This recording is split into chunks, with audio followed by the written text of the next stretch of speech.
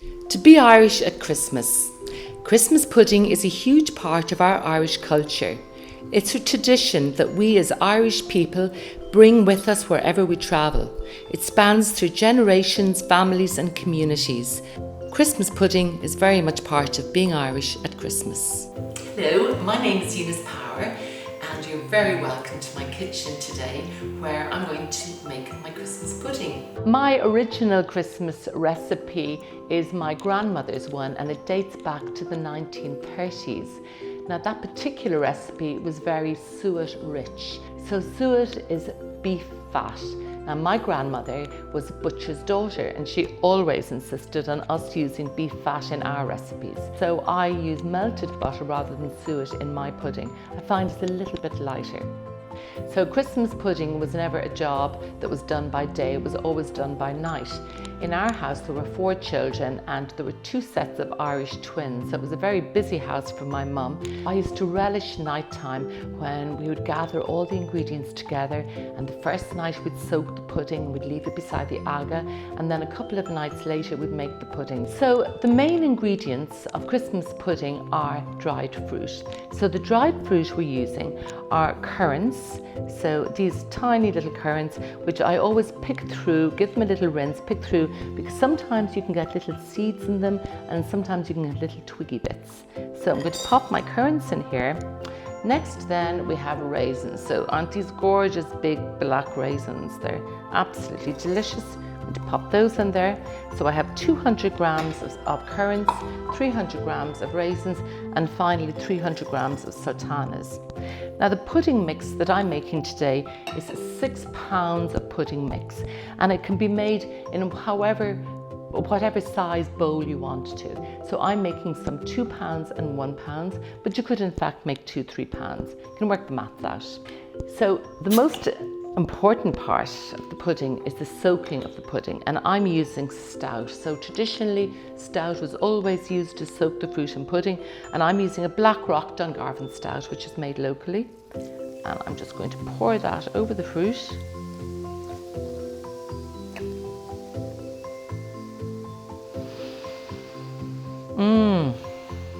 Smells divine. And next then, a couple of tablespoons of brandy. Now, brandy or whiskey can be used, whichever you prefer. So I'm putting in 4 tablespoons.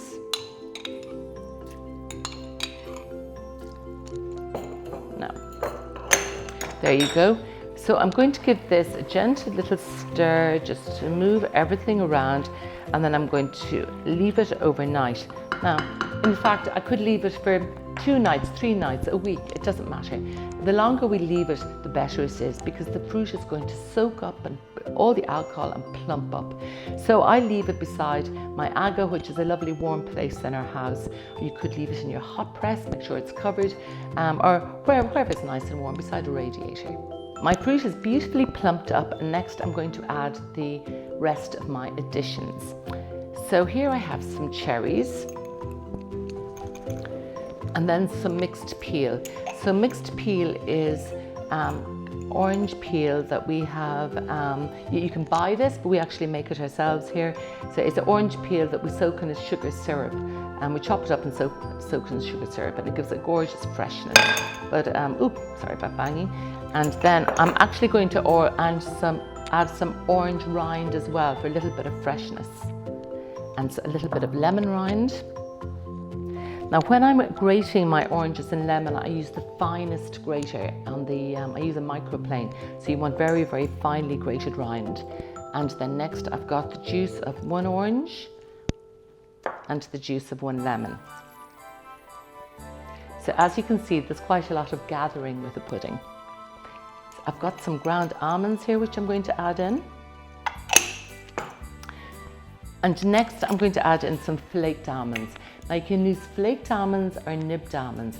I like flaked almonds because I love that little bit of crunch when you're eating the pudding. I love finding them in there.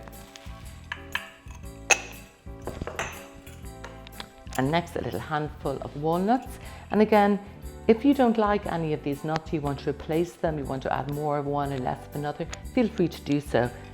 Last year I used some pecans in my pudding. They're absolutely delicious. So I'll just use my wooden spoon here.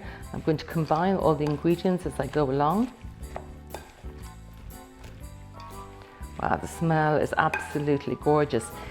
We make our Christmas puddings on the first Sunday of Advent, which is called Stir It Up Sunday. And it's lovely because there's the first smells of Christmas that come into the house, and it mentally prepares you for Christmas as well. And it's also lovely having the puddings made and maturing away nicely, and it's one big job for Christmas that's out of the way. Now, next then, I'm going to add some melted butter. But first of all, I'm going to give my pudding bowls a quick brush with the melted butter. So these are enamel pudding bowls. They're years and years old, so you can see by them. And they were my mum's pudding bowls. I like to make smaller puddings, £1 and £2, as opposed to big £3 and £4, because I find on Christmas Day they're easier to reheat. So I'm going to add my melted butter in here. So as I mentioned earlier, the melted butter is the replacement for suet, which is the beef fat which was traditionally used. Next, I'm going to add in 5 free-range eggs. Gorgeous yellow yolks.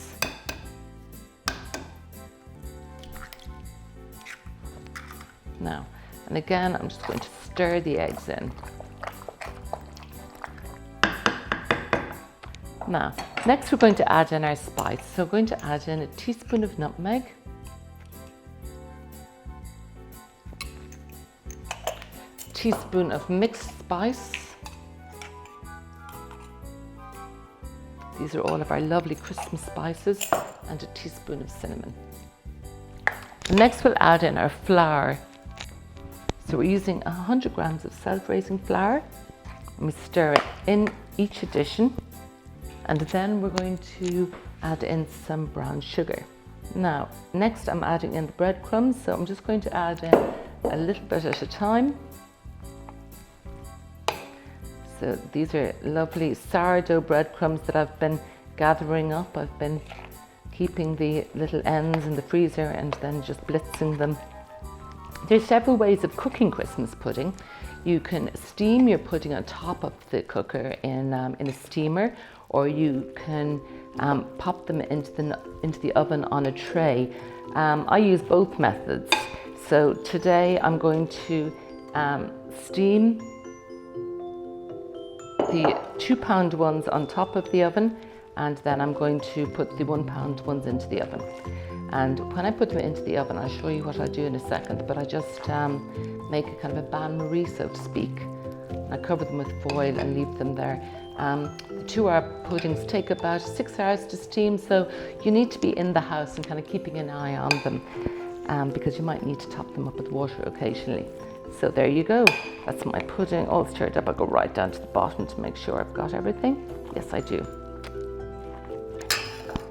So here are my 4 rather vintage looking pudding bowls, and I'm going to fill each of them now. As you can see, I'm left-handed. In Ireland that's called a catóg, when you use your left hand. Now, and then I'm going to cover each of them with a little bit of greaseproof paper. I've made the greaseproof paper slightly bigger than the top because I put a tiny little pleat in it. So as the pudding rises, there's a little bit of room for expansion. So I'm going to put a little tin foil lid on each of these. I'm just going to pop my puddings into the oven. So I'm making a kind of a bain-marie. So here I have a heavy roasting dish, and I'm going to pour some boiling water into this until about there. And then I'm going to tent the whole thing with some tin foil so that we keep all the heat and the steam inside. It'll take about 4, 5, maybe 6 hours to cook, but I'll have a little look after about 2 hours and see if I need to top up the water. Now, so my oven is pretty kind of a moderate heat. It's about 120, 130 degrees at the moment. And then my other pudding, I'm going to leave, and I'm going to pop that on the slower ring. And again, I'm going to pour the water up until about halfway up. Okay, and this lid is lovely and secure and heavy. So I'm going to just leave this on here and let it simmer away. So this is the smaller pudding. It's a 1 pound pudding. This will take probably about 3 hours or so to cook, but I'll have a little look at it. And when they're cooked, you'll know, because the whole pudding will be sort of a dark brown colour. And if you wanted to check it, you could pop a skewer in, and when it comes out clean, you know it's cooked. And next we'll look at one of last year's puddings that I kept for you. Now, there she goes. Happy Christmas.